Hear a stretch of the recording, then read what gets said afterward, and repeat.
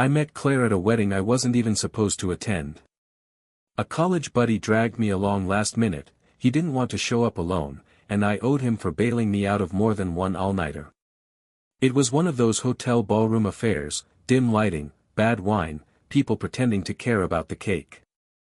I spotted her during the toasts, sitting 3 tables over, laughing quietly into her glass while everyone else politely clapped. She was the bride's cousin. We talked near the bar later that night. She liked old movies, hated crowded places, and worked as a junior designer at a boutique firm downtown. I told her I was in logistics, not nearly as exciting, but stable. We were both in our late 20s, already worn out by bad dating apps and worse dates, and somehow that made it easier. There was no performance between us. We just talked. It felt natural. Our first real date was a coffee shop the following week. Then a walk through the park. Then takeout on her couch. There was no chase, no confusion. Just a slow unfolding of something that made sense.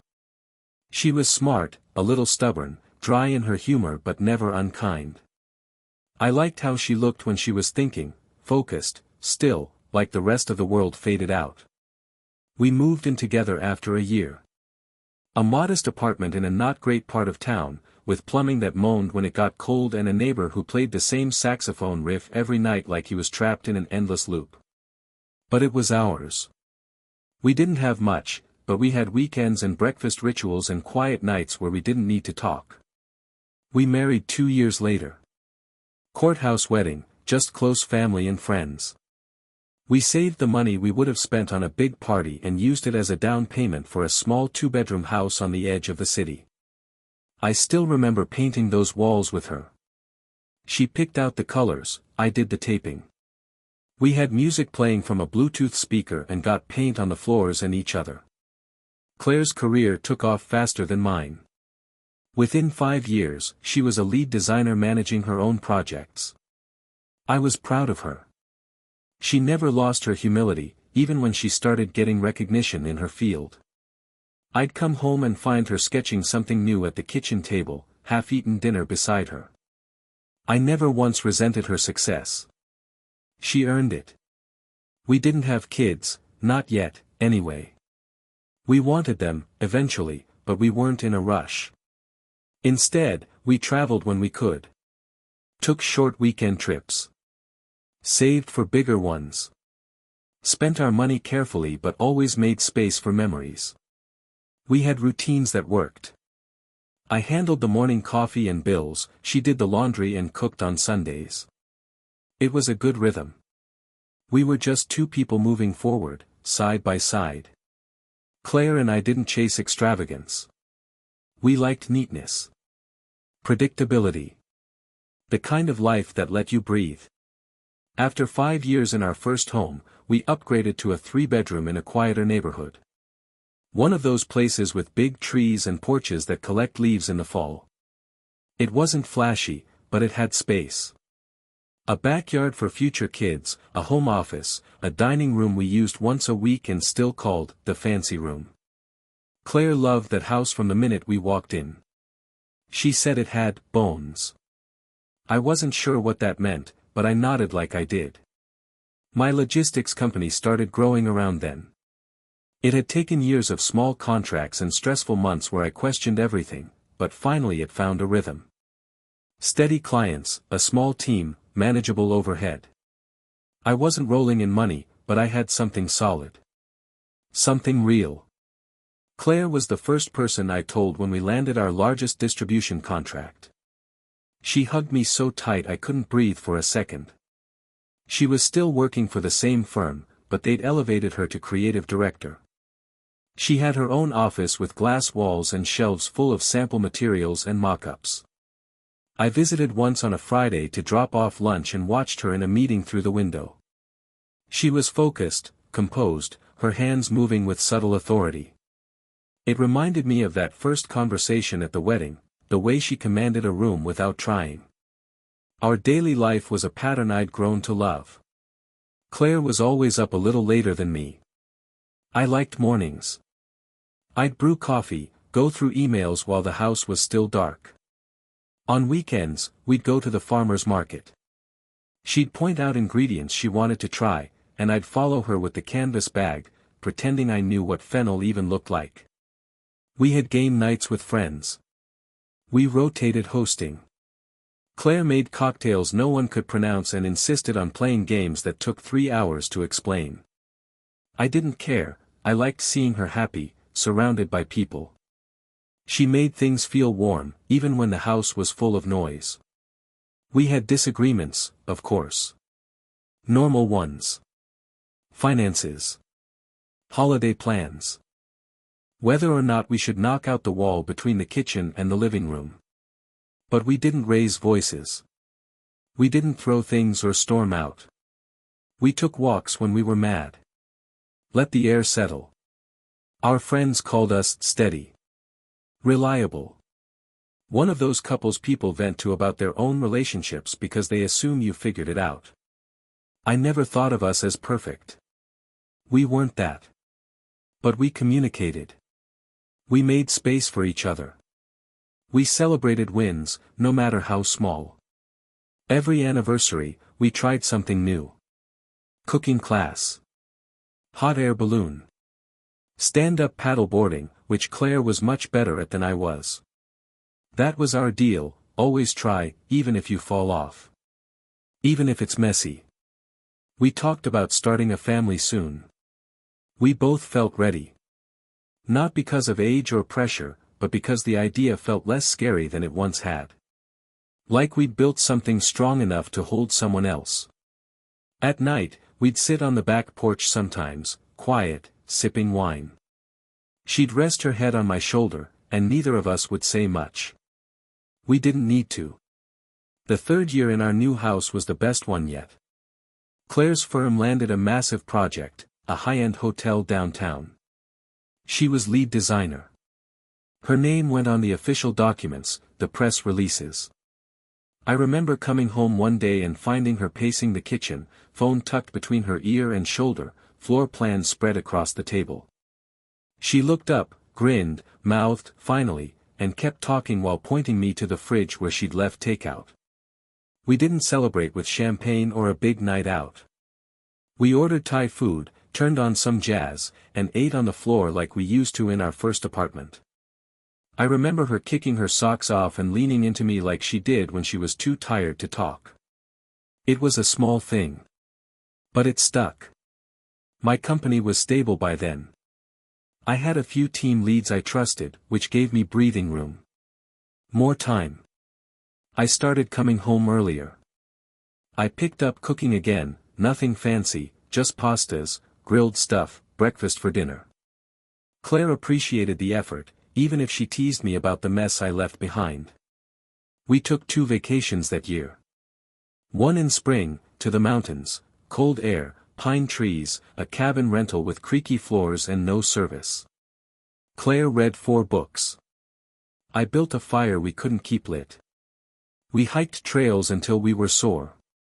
At night, we played cards, drank wine, and stayed up too late talking about nothing. No schedules, no distractions. The second was a weekend trip to Santa Barbara. A client of mine had mentioned a little inn on the beach, clean, quiet, underrated. We booked it last minute and drove up the coast with the windows down and music blasting. Claire wore sunglasses and her hair up, and for the first time in a long while, she looked completely unburdened. Not relaxed, weightless. That's the word. It was a good look on her. We didn't need much to be happy. A new lamp from the flea market could light up our whole week. Sunday morning pancakes. Movie nights with a bottle of red. We had friends we saw regularly, a couple with twins, another who just had their first baby. We weren't in a rush, but we liked being around that kind of energy. The kind that makes you think about what comes next, and feel good about it. We hosted dinner parties. Claire would spend the day prepping, playing her cooking playlist, a strange mix of French jazz and 90s pop. I'd handle the grill, or the wine, or whatever small task she delegated with surgical precision. She was a natural host. People loved her. She made them feel at ease. Sometimes I'd catch our friends watching us with that look. The one that says, "You two have it figured out." And maybe we did. We weren't flashy. We weren't the kind of couple who posted anniversary speeches on social media or flaunted vacation selfies. We just worked together. I didn't question it. I didn't overthink it. Life was good. We were in sync. And every night, when we crawled into bed and she curled toward me with that little sigh she always made, I'd kiss her shoulder and think, this is the kind of life people hope for. Not perfect. But ours. We'd been talking about taking a real vacation for over a year, one that didn't involve cabins or weekend drives, one that didn't start with answering emails from the hotel lobby. Claire finally picked the place, a coastal resort tucked into a quiet inlet, just far enough from the tourist spots to feel like our own corner of the world. We flew out early on a Monday. I remember watching her in the terminal, hair tied up, sipping coffee, flipping through a magazine she never actually read. I liked traveling with her. She was organized without being obsessive, easygoing without being careless. We never bickered about the little things, she handled the itinerary, I handled the check-in. It worked. The resort was everything the website promised and more. Soft white sand, teal water that didn't look real, and a staff that seemed to know exactly when to disappear and when to offer another drink. Our room was a villa, one of those open-concept suites with a private plunge pool and big wooden doors that swung open to a balcony with an ocean view. Claire stood there the first afternoon, barefoot, hands on the rail, face tilted toward the sun. "This feels like another planet," she said. I came up behind her, wrapped my arms around her waist. She leaned into me. We filled the days with nothing. That was the point. No meetings, no deadlines. We woke up late, drank coffee on the balcony, read side by side. We walked the beach at sunset, waves touching our ankles, sand curling over our toes. She collected little pieces of driftwood, said she might sketch something with them later. I pocketed a smooth black stone that caught her eye. We swam in the warm ocean water and lounged beneath the palms. She tried paddleboarding for the first time and laughed every time she lost her balance. We booked a couple's massage in a pavilion that smelled like eucalyptus and sea salt. Afterward, we lay there in robes, drinking cucumber water, not saying much. We didn't need to. At night, we dressed up just enough to feel different from home. She wore a green sundress that fit her in a way I couldn't stop noticing. I wore linen for the first time in my life. We dined by torchlight, fresh seafood, chilled white wine, the occasional candle flickering between us. The conversations came easy. Stories we told 100 times, but still laughed through. One night, there was a beachside bonfire arranged by the hotel. A few other couples, some light music, cocktails and glass tumblers sweating in the humid air.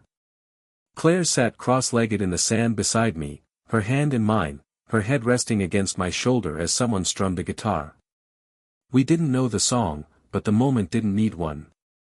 We didn't plan every minute. Some days we just wandered.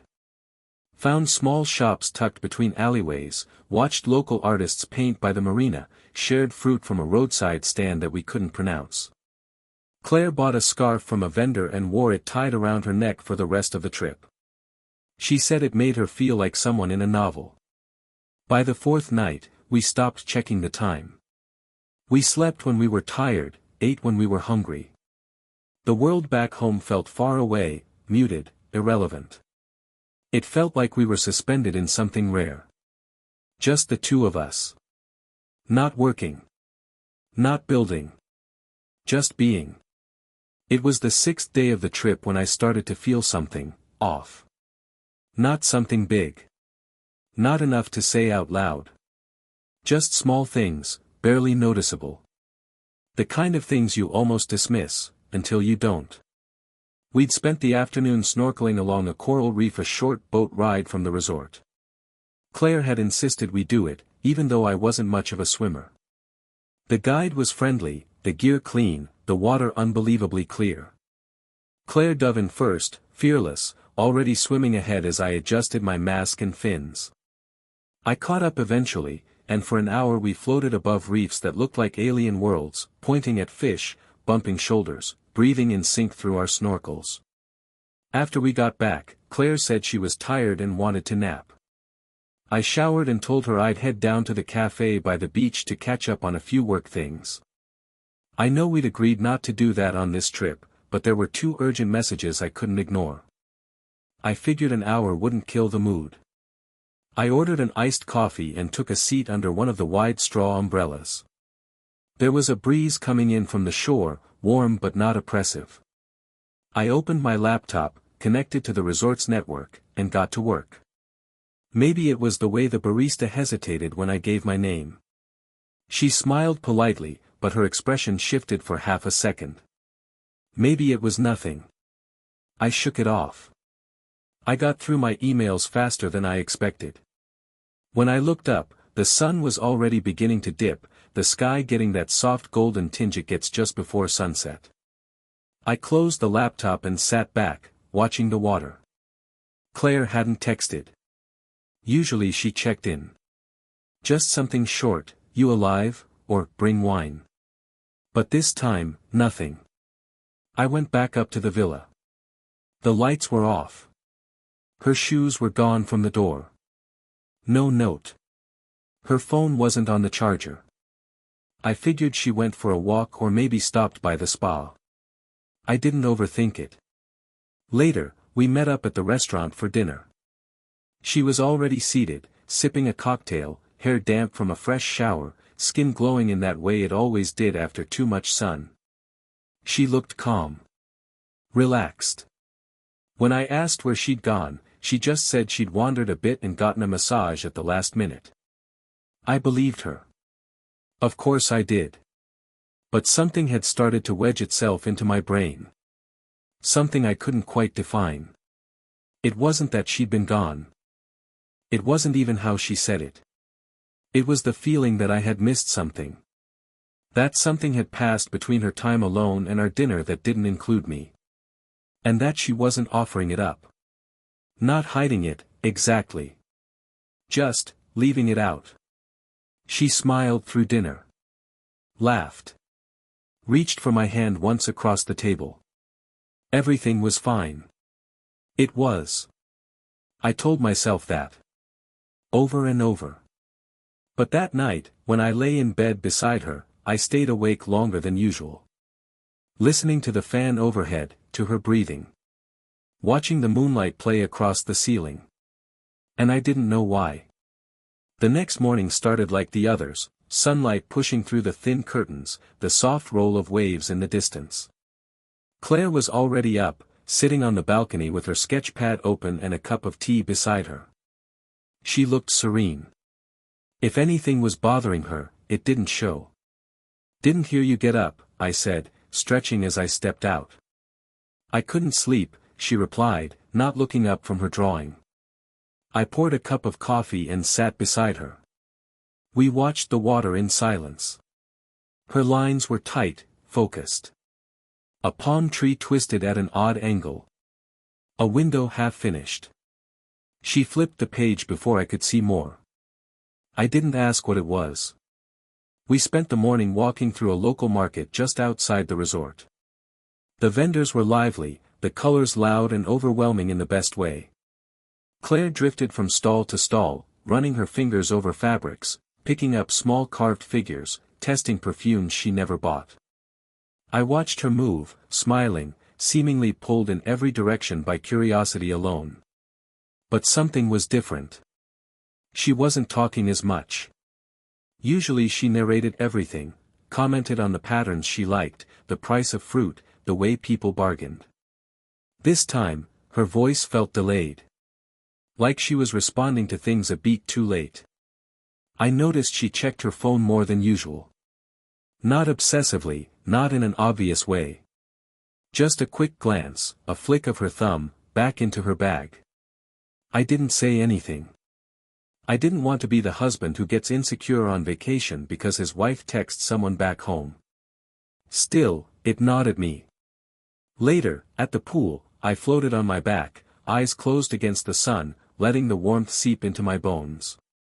Claire was on a lounge chair nearby, sunglasses on, book in hand. But when I opened my eyes, she wasn't reading. She was just staring out toward the beach. Not blankly, just distantly. She caught me looking. Smiled. What? Nothing, I said. In the afternoon, she said she wanted to get a drink alone. I just want to walk down to that little bar by the rocks. You said you wanted a nap, right? I hadn't said that, but I nodded anyway. Yeah, sure. I might crash for a bit. She kissed my forehead before she left. Light. Casual. I watched her walk barefoot across the patio, sandals dangling from her fingers. I stayed in the room. Didn't nap. Just lay there with the fan spinning above me and the faint sound of housekeeping carts rolling down the hallway. I felt restless. Not anxious, just misaligned. Like the rhythm we'd settled into had gone off beat and I couldn't find the new tempo. She came back after an hour. Said the bar was crowded and she didn't stay long. She smelled like lime and sunscreen. Her cheeks were flushed from the sun. She changed into her robe and curled up on the bed beside me like nothing had shifted. And maybe nothing had. But that night, I dreamed I was standing on a beach alone, calling her name. The sky kept darkening, and every time I moved forward, the tide pushed me back. When I woke up, Claire was sleeping peacefully beside me. I reached out and touched her shoulder lightly. She didn't stir. And somehow, that made me feel even more alone. By the 8th day, everything should have felt like ease. The weather was perfect. Our schedule was empty. No work emails. No obligations. We had nowhere to be and nothing to do, just hours of warm sun and soft breezes stretching out in front of us. But I felt hollow. Restless. Like I was watching the trip through a sheet of glass. Claire still moved like herself. She was still kind, still smiled, still reached for my hand when we walked down the beach after dinner. But I had begun to feel like I was beside her and not with her. She was a step ahead in every conversation, like her mind was elsewhere and she had to keep reminding herself to return to me. I noticed it when I told a story from college while we sat on the beach chairs, drinks in hand. She laughed in the right places, responded with a gentle, "That's so you," but something in her eyes didn't connect. Later, I tested it again. Brought up a memory she used to love, a bad road trip we took during our first year together, full of wrong turns and broken AC. She smiled and nodded. But she didn't add to the story. Didn't tease me about my stubborn refusal to ask for directions, or mention the weird roadside motel with the neon sign. She just waited for the story to end. It was like she'd pressed play on an old movie she already knew the ending to. That night, after dinner, she said she was going to the lounge to grab a drink and listen to the live music they'd set up by the pool. "You can stay in," she said, rubbing my shoulder. "You've looked tired lately." I told her I might read a little, maybe take a shower. She left wearing a white blouse and loose-fitting pants, her hair tied back in a way that showed the curve of her neck. I watched her go. And then, for the first time on the trip, I stood at the door for a while after she left, just staring out at the walkway. I didn't know what I was waiting for. I didn't follow her. I didn't ask questions. I sat back on the bed, opened my book, and read the same paragraph 5 times without absorbing a single word. The resort was quiet outside. The occasional clink of glasses. Laughter. The low hum of music from the pool. I stayed like that for an hour. 2. She didn't text. She came back just after 10. Her cheeks were flushed again, sun, or wine, I couldn't tell. She said the singer was decent, that the drinks were weak, and that she was ready to crash. She kissed me goodnight and slid under the sheets like nothing was wrong. And maybe nothing was. Maybe I was imagining all of it. creating shadows in the corners of something solid. But I couldn't shake the feeling that I was missing something. That I was watching a version of Claire, close enough to feel real, but slightly out of focus. That night I dreamed of her again. But this time, she was on the other side of a glass wall, and every time I knocked, she turned away. When I woke, she was already dressed, sipping tea on the balcony. She looked peaceful. Like someone with a secret place inside her that no one could reach. And suddenly, I didn't know how to ask if I was still welcome there. The morning started like all the others, sunlight across the floor, the muffled rush of ocean wind, Claire in her robe, sipping tea and flipping through a book. She asked if I wanted to go into town for lunch. I said sure. I didn't feel like eating, but I didn't want to be alone either. We walked the narrow cobblestone streets just outside the resort gates, ducking into a few shops, letting time pass. I kept trying to push the unease aside. Told myself I was reading too far into things. We were just tired. Travel did that. Maybe we'd gotten too used to the rhythm of our lives back home. This much stillness had made everything echo louder. After a light lunch, we came back and decided to spend a few hours by the pool. Claire wanted to swim. I ordered a drink and stayed on one of the lounge chairs under an umbrella, trying to catch up on a book I'd been pretending to read all week. That's when the server approached me with a soft smile. "Mr. Campbell, your wife asked me to send over your usual. Shall I bring it out now?" I looked up. "Sorry, what did you say?" The server hesitated. "Your usual drink, sir. The same one Mrs. Campbell ordered for you last night at the restaurant." My mouth felt dry. "My name's not Campbell." Now she looked confused. "Oh. I apologize. I must have mixed you up. It's just, Mrs. Campbell was here last night with her partner. I assumed." She stopped. I stared at her. "She was here?" I asked. "Yes. At the restaurant. Around 9. She was with someone," I thought. Her eyes flickered, and then she realized what she'd done. "I'm so sorry. I shouldn't have said anything." I stood up. "No. Please.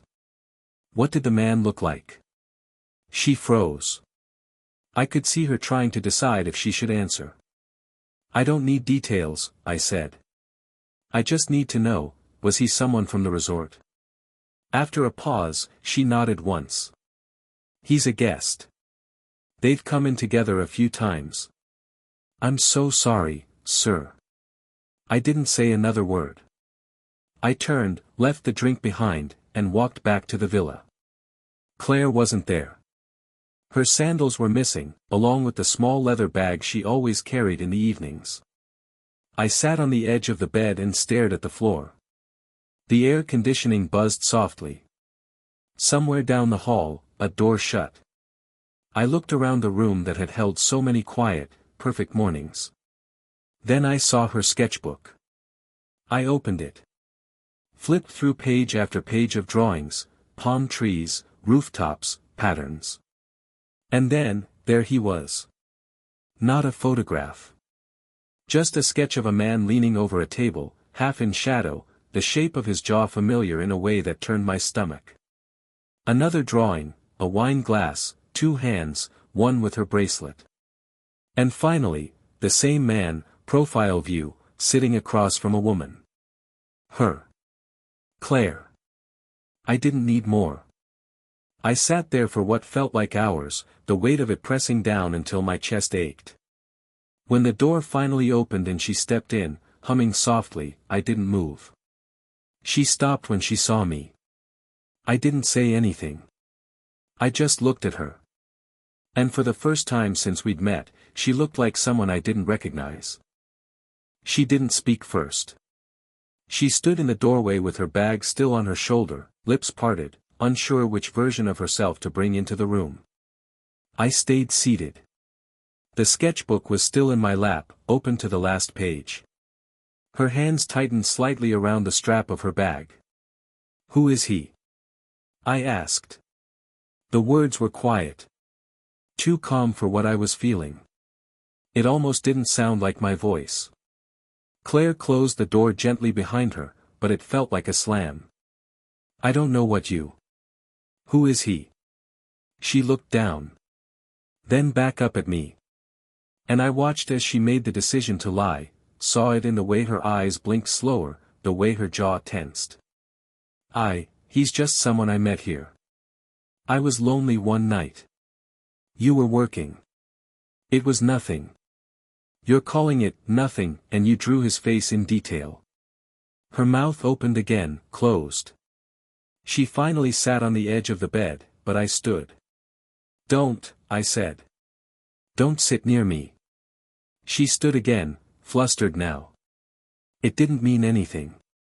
It's over. It was 3 nights ago. I know, she said, and her voice cracked like she was the one who had been betrayed. I made a mistake. I laughed. It was sharp, ugly. I hadn't planned on laughing. You weren't even going to tell me. You were going to let me go home, sleep next to you, touch you, carry your suitcase, and you were going to pretend this trip meant something. Tears welled in her eyes. I didn't plan for it to happen. You didn't plan to get caught. That silence was the last real truth between us. I packed without another word. My suitcase, not hers. She tried to stop me. Tried to explain. She followed me out of the room, into the hallway, all the way to the front desk.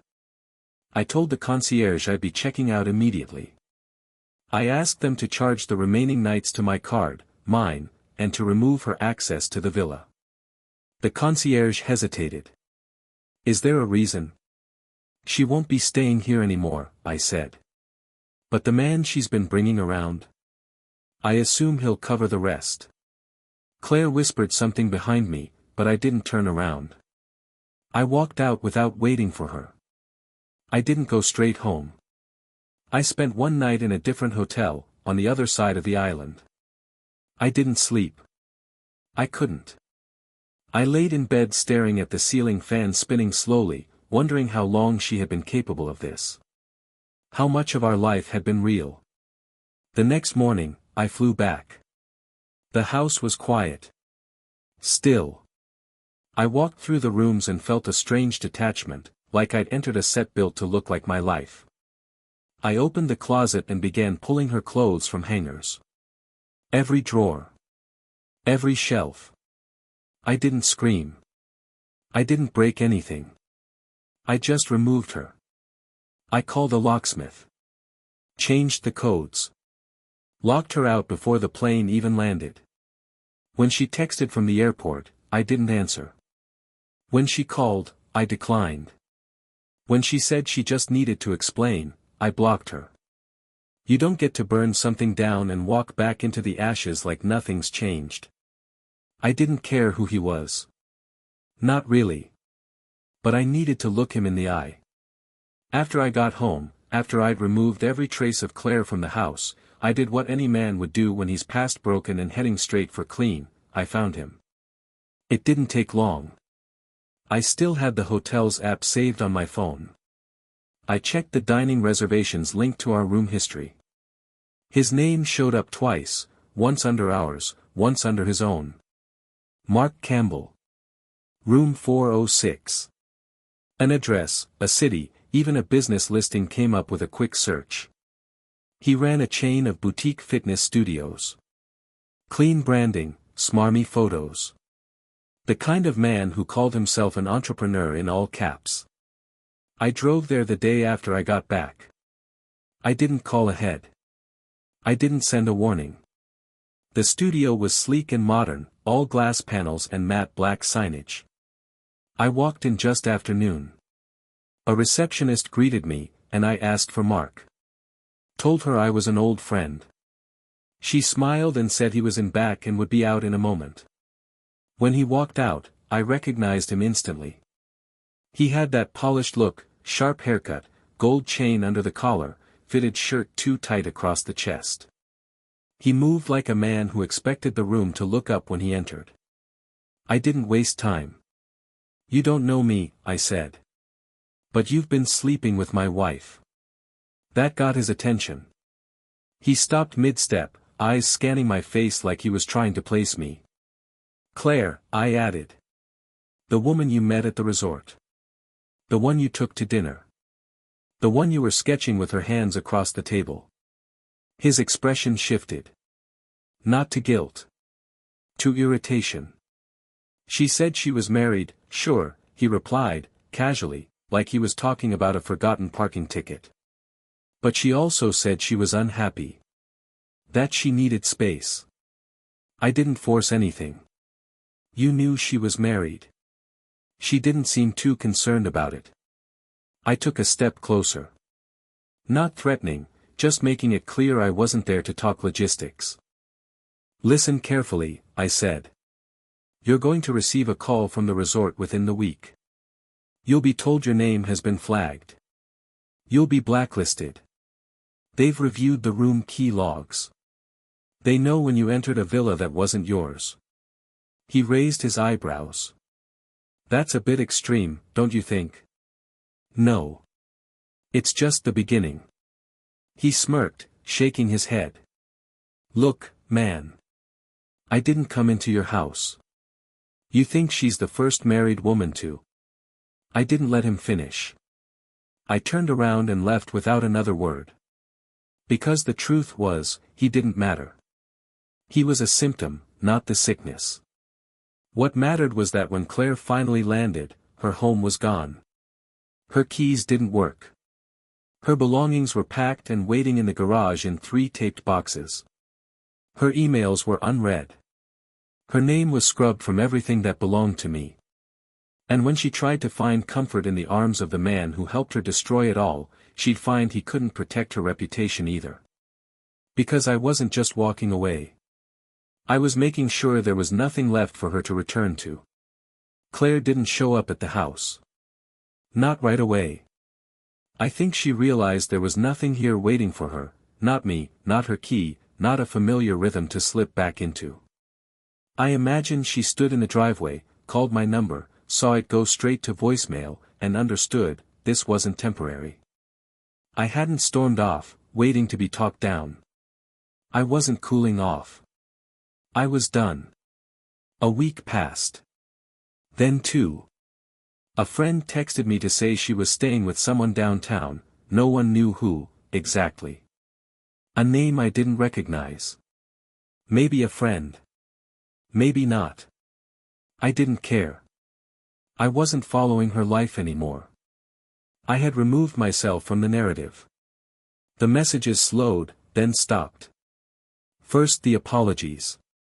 Then the explanations. Then the desperate ones, please just talk to me, I didn't mean for it to go this far, it wasn't what you think. It was always what I thought. I finalized the divorce within the month. I filed through my lawyer without speaking to her. She didn't contest anything. Not the house. Not the savings. Not the silence. She knew she'd already lost what mattered most. My parents were quiet about it. Supportive in their own way. My mother offered help with packing, cooking. My father just nodded when I told him and said, good. Hold the line. They never really liked Claire, not because of anything big, but because of what they said they couldn't put their finger on. I used to roll my eyes at that. I don't anymore. The friends we used to share took sides, or disappeared entirely. Most went quiet. A few reached out. One of them told me she had suspected something for a while. That stung more than I expected. But I didn't isolate. I kept working. Kept moving. The house felt different now, too large in some places, too quiet in others, but I filled it with new things. Rearranged furniture. Got rid of her favorite chair. Started making breakfast again, even if it was just for me. The air in the house changed. It felt like mine. Every once in a while, I'd catch myself staring at the front door, expecting the sound of keys or the shuffle of sandals. I'd picture her walking in, dropping her bag, humming something out of tune. But the longer she stayed gone, the less space she took up in my head. Eventually, I stopped dreaming about the beach. About the sketchbook. About the glass wall that stood between us at the end. I started going on walks in the morning. Bought new sheets. Went to dinner alone for the first time and didn't feel like everyone was watching. I even laughed once when the waiter asked if I was waiting for someone. No, I said. Not anymore. It wasn't bitterness. It was freedom. What I learned is this: endings don't always come in fire. Sometimes they come in quiet decisions. In packing boxes. In signing papers. In not answering the phone. I didn't need revenge to be loud. I didn't need to scream. I just needed her gone. And when she left, she took the lie with her. Now, when I stand in this house, when I wake up alone, when I pour my coffee and open the windows to let the light in, I don't feel empty. I feel whole. She burned down something I built. But she didn't realize I still had the blueprint. And next time, I'm building alone.